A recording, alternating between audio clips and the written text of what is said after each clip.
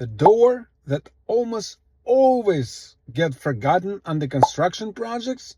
Nope, not this door. I'm talking about this access door for this motorized damper and for this airflow measuring station. Because you don't want this damper and this airflow measuring station in your building. Hey, construction gets hectic. And that is why details like this get overlooked.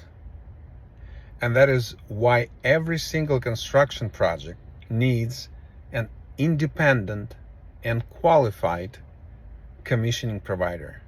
It is very important for a commissioning provider to be independent from design or construction firm on the same project, and also to be qualified.